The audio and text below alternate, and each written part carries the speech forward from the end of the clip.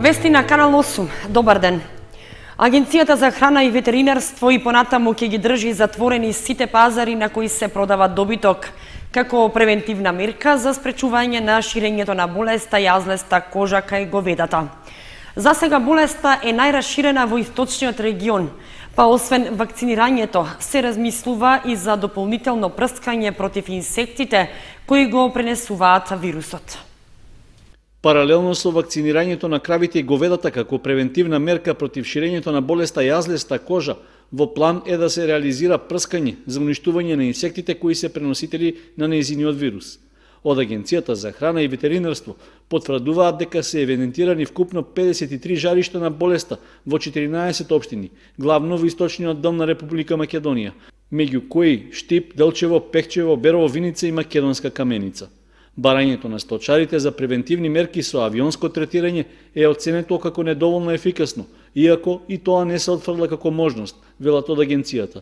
Од искуство се покажало дека терестријалното прскање е многу подобро од авионското во делот на заштитата, бидејќи инсектите најчесто се наоѓаат на долната страна на листовите на растенијата, каде што од земја многу полесно ги опфаќа овие инсекти и полесно ги сузбива. Во минатите години, по искуството на болеста синиот јазик која се појави, се констатира дека начинот на од прскање од земја е поефикасно, но сепак не се исклучува можноста за користење на она авионско прскање и сите општини кои имаат можност не финансиска, туку да користат авиони, препорачливо да исто така да се изврши прскањето авионски. Според Поповски, се очекува бројот на заболени животни да продолжи да расте и во наредниот период, се додека не започне вакцинирањето и прскањето против инсектите. Месните преработки и млекото од животните кои превентивно се одземаат можеле да се користат во исхраната, односно не биле опасни по здравјето на луѓето.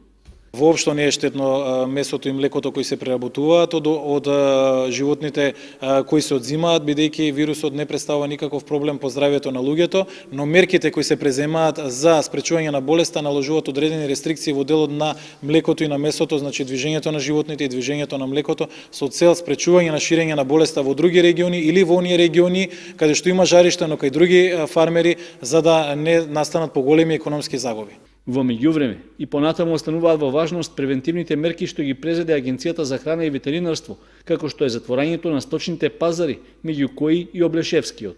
Исто така останува препораката да се врши редовна и тековна дезинсекција на просториите каде се одгледуваат говедата, а најмалку 2 пати неделно да се прави клинички преглед на здравствената состојба на животните. Започнаа градежните работи за рехабилитација на патниот правец од Кочани до Делчево. Според предвидувањата, постојниот коловоз треба да се прошири и да добие нов асфалтен слој во должина од околу 30 километри. По завршувањето на подготвителните работи и изработката на техничкиот проект, започна реконструкцијата на магистралниот пат А3 на делницата од Кочани до Делчево.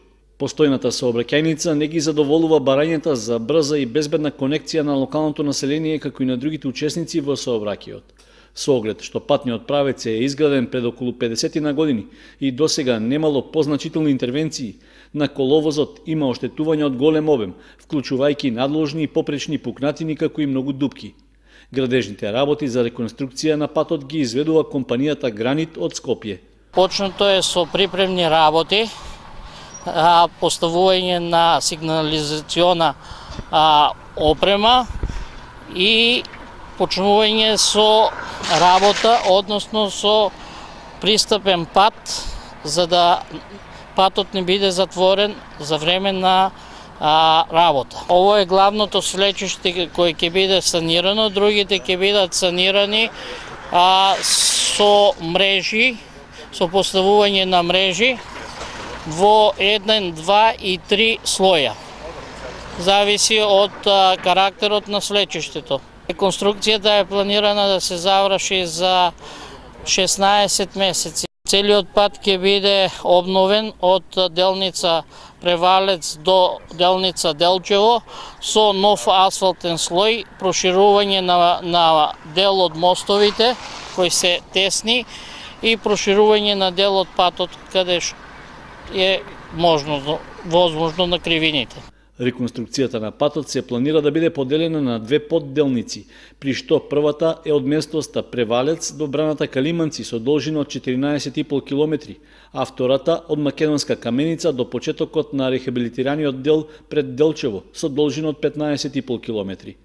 При тоа, постоечкиот пат ќе се санира во 3 нивоа, јакнење на коловозната конструкција за задоволување на бараната носивост и изградба на долен и горен асфалтен слој. Финансирањето на целиот проект е обезбедено со средства од меѓународни финансиски институции, односно со кредит од Светска банка. Испитувања на јоден дефицит кај децата од 8 до 10 години вршија стручни лица, професори и лекари од Медицинскиот факултет од Скопје. Анализа се врши на 1200 деца од цела Македонија. Стручната медицинска екипа денеска беше во основното училиште Никола Карев во Кочани, каде што испитуваше 40 деца. Досегашните анализи покажуваат дека под контрола е ставен светскиот проблем со дефицит на јод кај населението. Светската здравствена организација постепено работи на корекција на јодниот дефицит кај населението и на решавање на светскиот сериозен проблем кај населението на јоден дефицит во организмот, кој доколку постои може да предизвика сериозни последици врз функцијата на тироидната жлеза кај луѓето. Стручни лица од Медицинскиот факултет од Скопје вршат испитувања кај децата од цела Македонија. Денеска присуствуваа во Кочани.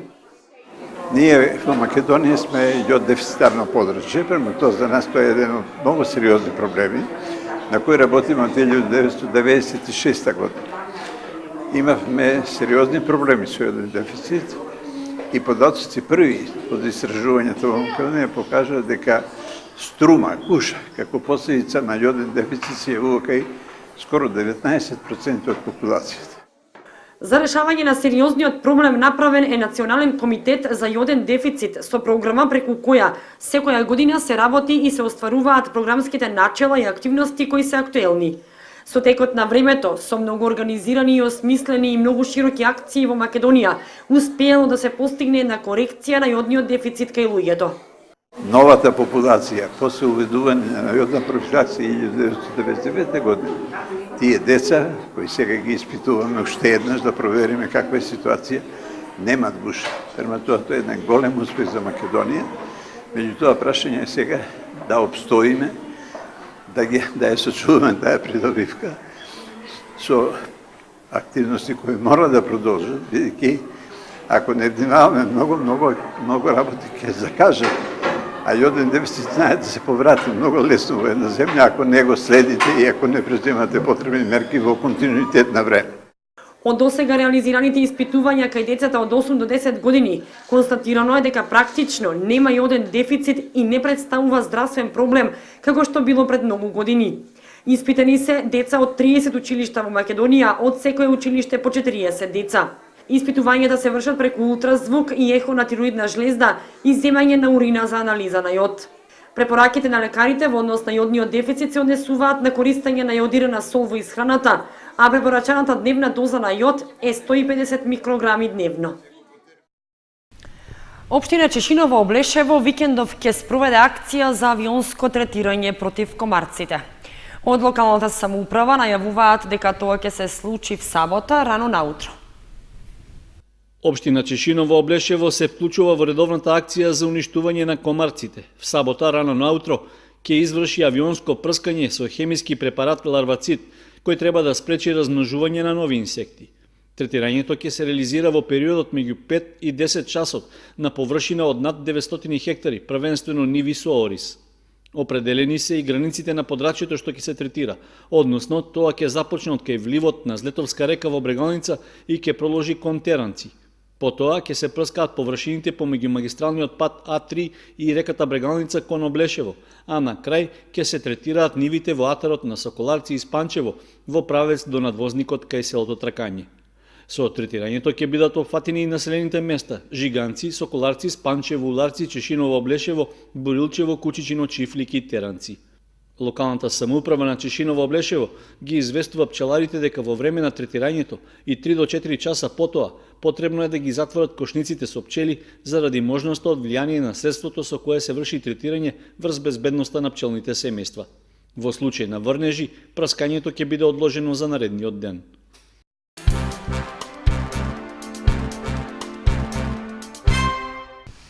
Со реконструкција на кремација од 2 и 3 век од нашата ера и со изложба на дела од сликарскиот опус на професорот Бошко Ангеловски, во Виница беше одбележан Светскиот ден на музеите. Петгодишните археолошки истражувања на локалитетот Коколов Рид кај Виничка Кршла во фокусот на музеиската ноќ во организација на Музеот Теракота.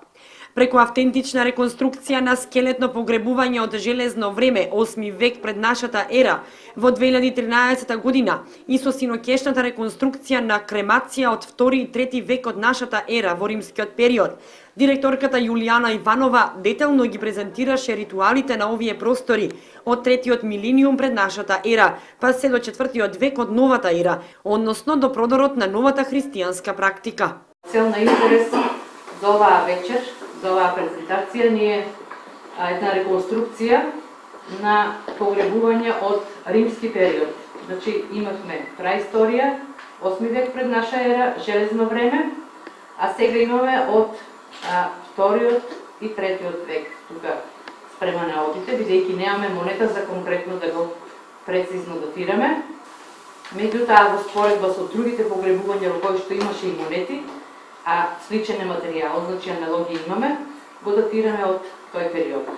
Музејската ноќ во доцните вечерни часови за прв пат во Виница разоткри и дел од творештвото на универзитетскиот професор Бошко Ангеловски, чии актови со изразени сексуални импулси премиерно беа прикажани пред виничани.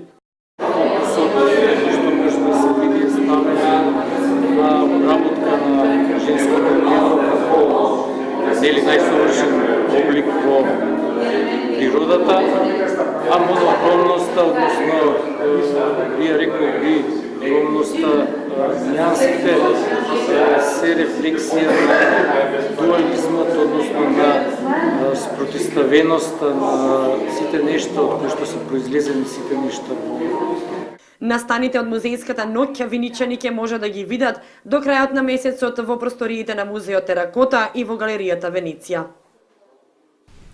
Основното училиште Малина Попиванова комплетно ќе ги реновира спортските терени и ќе изврши набавка на нови спортски реквизити.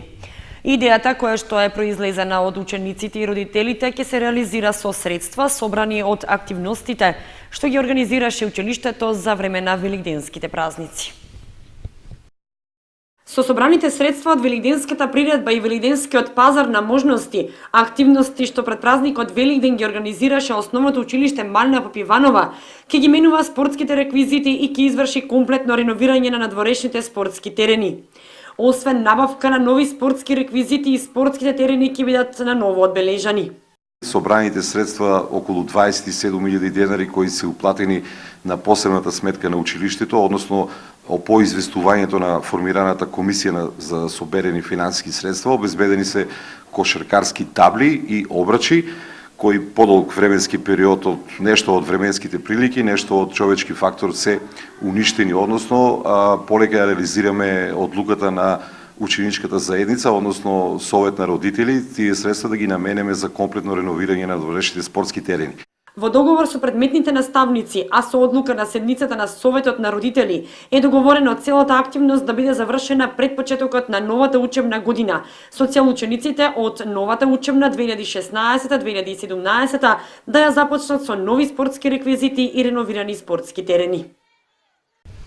По повод празникот Свети Кирил и Методи в понеделник на 23 мај со почеток во 12 часот, во салата на Центарот за култура Бели Мугри ќе се одржи молебен за светителите.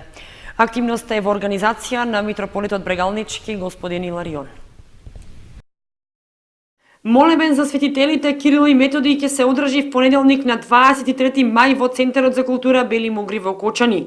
За таа цел се препорачува на сите граѓани, посебно на учениците од 6-те оделенија, кои го изучуваат предметот етика во религиите, да присуствуваат на молебенот.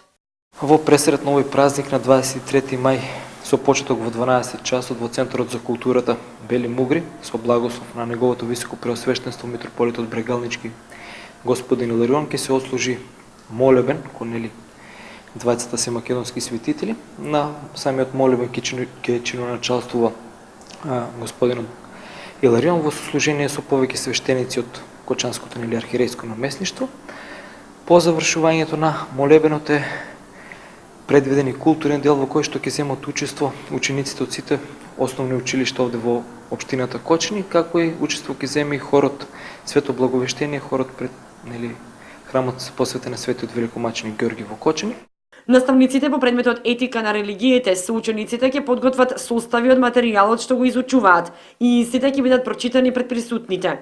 Браќата Свети Кирил и Методи се родени во Солун во 9 век и станале мисионери на христијанството помеѓу словените од Голема Моравија и Панонија.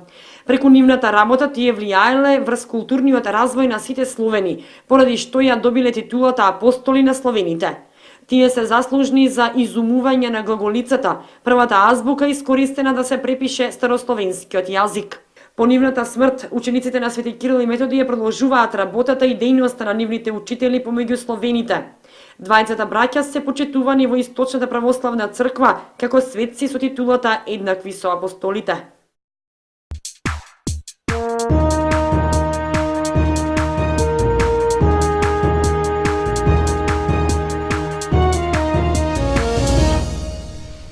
Следува информацијата од спортот. Во средата се одиграа надпреварите од последното коло во првенството на третата фудбалска лига Исток. И Осогово и Виничка Слога 1934 во завршницата на домашен терен забележаа победи. Во првенството на третата фудбалска лига Исток во средата се одигра последното 22 коло во кое кочанскиот третолигаш Осогово постигна очекувана победа. На домашен терен, жолтосините ја пречекаа екипата на работникот Џумајлија, која, иако е во горниот дел на табелата, беше совладана со 4:2. Кочанските фудбалери први го отворија резултатот уште во третата минута, кога гол постигна Данилов, а до крајот на полувремето тие водеа со 2:0 со погодокот на Манов во 24-та минута. На почетокот од вториот дел гостите го намалија резултатот преку Тодоров, но домашната екипа не дозволи изненадувања и 10 минути подоцна Манов постигна уште еден гол. Солидната гостинска екипа од Џумајлија покажа дека е цврст противник со вториот погодок на Тодоров во 71-та минута, со што го загрозија водството на домашните. Сепак, конечниот резултат и победата во последниот овогодишен првенствен надпревар за Осогово ја обезбеди Андонов со погодокот во 78-та минута. Со тоа, кочанскиот третолигаш се најде на 7-та позиција на табелата со освоени 29 бода. Слога 1934 пак, исто така во последното коло играше на домашен терен и ја пречека екипата на Напредок Здравје Радово. Виничани успеа да забележат победа од 4:3, што сепак не беше доволно да се извлечат од предпоследното место. Причина за тоа е што директниот конкурент за избегнување на дното, Каменица Саса, победи во гости против Брегалница во Делчево и со само еден бод повеќе се најде пред виничкиот третолигаш. Со тоа, Слога го заврши првенството на предпоследното место со 22 бода.